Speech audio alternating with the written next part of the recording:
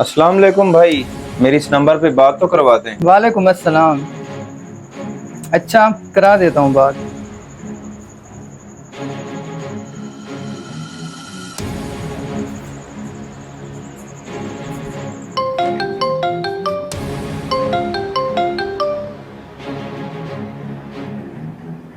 Hello. अस्सलाम वालेकुम साहब जी। साहब जी, सुना है आपको मुलाजिम की ज़रूरत है।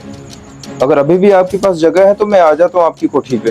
नहीं भाई, हमने अब मुलाजिम रख लिया है, अब हमें ज़रूरत नहीं है। साहब जी, मैं बहुत अच्छा काम करता हूँ और अगर आप कहेंगे तो मैं रोज़ आपकी गाड़ी भी वॉश कर दूंगा। आप बेशक मुझे दूसरे मुलाजिमों से कम तनख्वाह दे दीजिएगा ना। नहीं भाई, जो मैंने मुलाजिम रखा है वो माशाल्लाह बहुत अच्छा काम कर रहा है। और वैसे भी मुझे तनख्वाह का लालच नहीं है, काम या ज़्यादा होने का। साहब जी देख लें, आप मुझे एक मौका दे के तो देखें। मैं छुट्टी भी नहीं करूँगा, रेगुलर काम पे आऊँ।